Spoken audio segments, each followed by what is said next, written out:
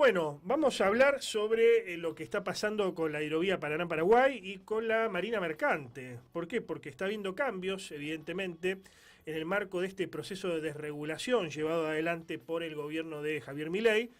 Bueno, parece que se quiere cambiar un poco el panorama de lo que acá se vive, ¿no? Y sabemos que esta zona es muy importante para el país, y no es por ser egocéntricos ni mucho menos, pero por acá sale el 80 al 82% de lo que exporta la Argentina, principalmente agro y derivados del agro.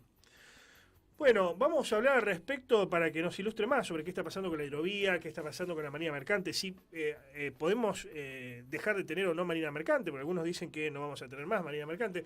Vamos a hablar sobre esto con Julio González Infran. Él es ex secretario general del Centro de Patrones y Oficiales Fluviales de Pesca y Cabotaje Marítimo, y también es experto en temas de marina mercante. ¿Cómo está, Julio? Buenas tardes.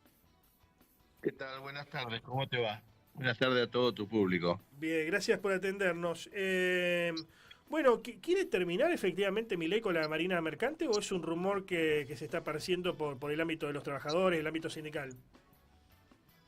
La marina mercante hoy ya no existe. Hace bastante años que no existe más. Ujú. Nosotros ya no tenemos más marina mercante. La marina mercante actual cuentan con algunos areneros, algunos remolcadores de puerto, uno o dos empujes que hacen la línea fluvial al norte y uno o dos barcos de ultramar que hacen cabotaje a Tierra del Fuego. Ujú. Todo lo que tenemos. Y a duras penas. O sea, hoy la Hace mucho marina, tiempo. lo que se conocía en otra época como marina mercante argentina, hoy prácticamente es inexistente. La vida mercante no existe, no.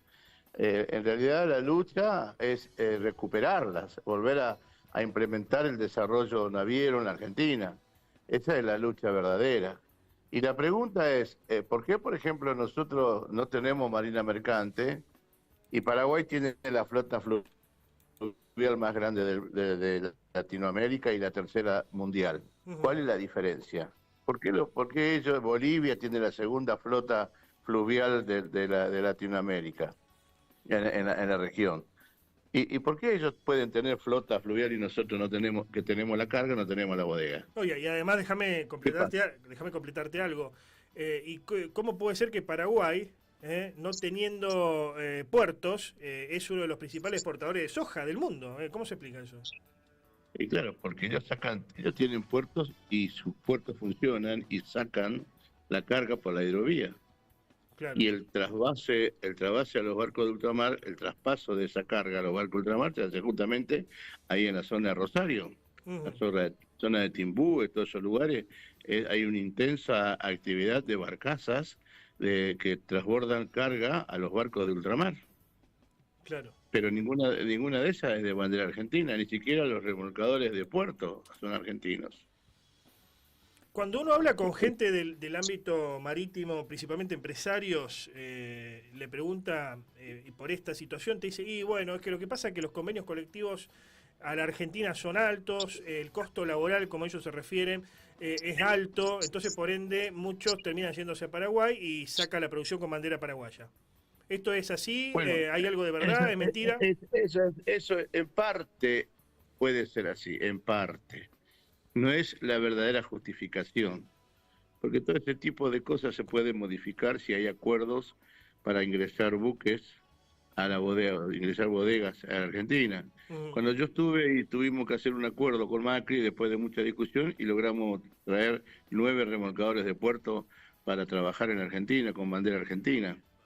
El problema acá es la presión impositiva del sector sobre el sector. Para darte una idea, Paraguay tiene un 35% de presión impositiva sobre sus bodegas y Argentina tiene el 75% de presión impositiva sobre sus bodegas. Ujú. Entonces, el armador que dice, le pongo bandera paraguaya si me conviene más y la carga es la misma, porque la carga es la misma, o sea, todo lo que fluye por el río va a parar a Rosario para el trasvaso a los barcos de ultramar. Y muchas veces se habilita por un waiver, la propia institución vía navegable habilita a los paraguayos a hacer el cabotaje cuando no tenemos la bodega para sacar la carga de los puertos. Ujú. Entonces no hay solución de esta manera si no se toca el problema de fondo.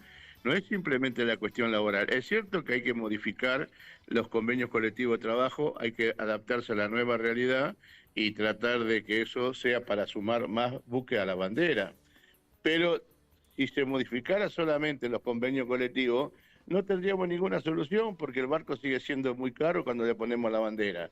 Es caro por el gasoil, es caro por los impuestos, es caro por aduana, fundamentalmente la burocracia de aduana es tremenda, es caro para sacar el barco a dique seco, en fin, hay un montón de costos que realmente si no se desregula, si no se mete mano en eso y se trata de hacer una cosa un poco más viable, no vamos a tener marina mercante, o por lo menos barco con bandera argentina. ¿Qué es lo que está haciendo Milei, efectivamente? En otros ámbitos, marcadamente y explícitamente está aplicando un proceso de privatización neoliberal, si uno quiere, al estilo de los 90 o no, pero neoliberal al fin.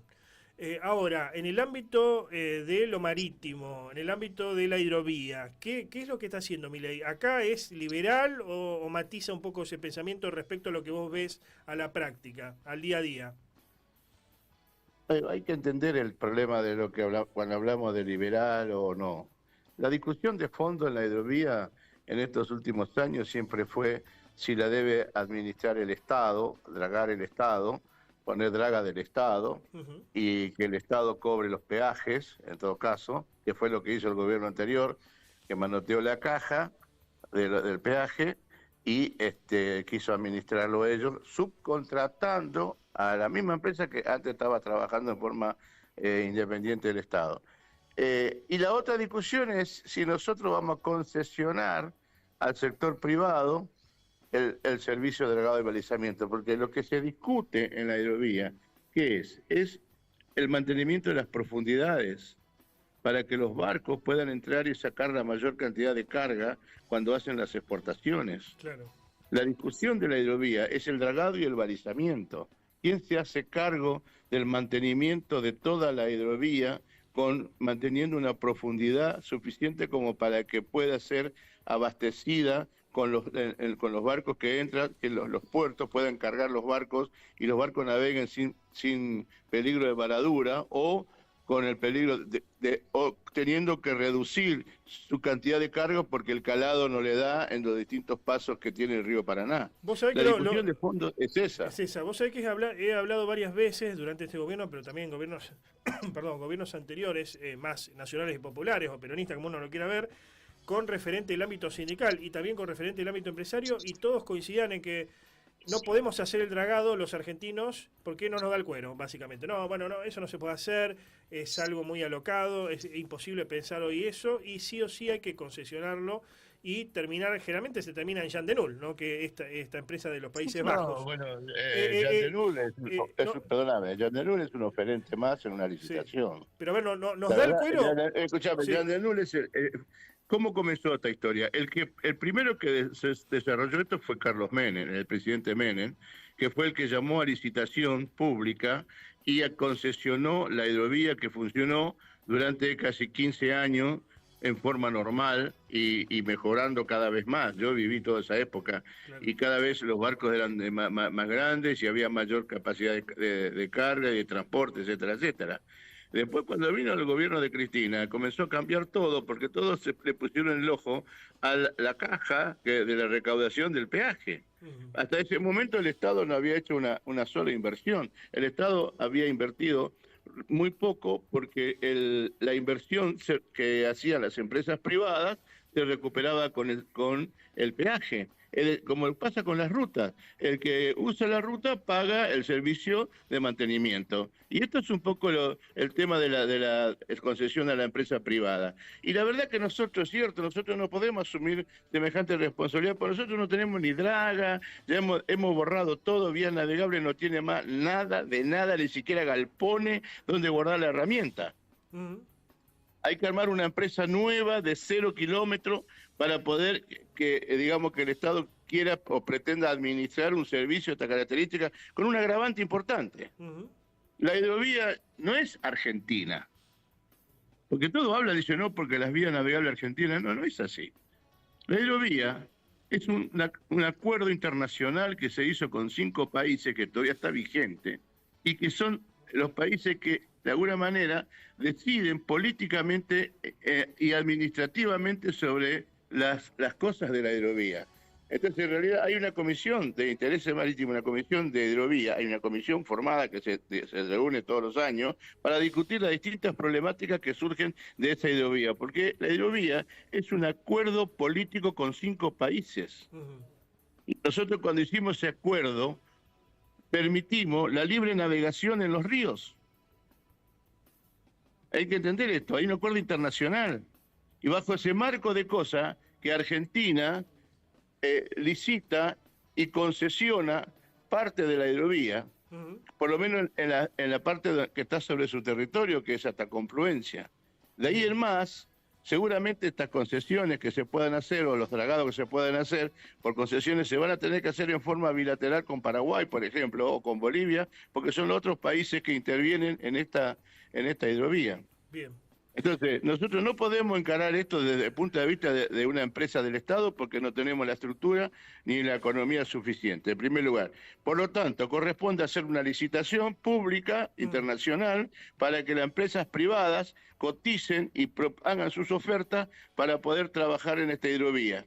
Y el Estado lo que es un regulador, establece de alguna manera las reglas de juego y la empresa que gane la licitación va a tener que cumplir con las pautas que se le ponen en ese pliego de bases y condiciones, que puede ser cualquiera, Chandenur u otra más, según la que tenga la capacidad técnica y necesaria. Mil gracias por este contacto, Julio. Bueno, te agradezco mucho, ¿eh? Gracias, ¿eh? Adiós.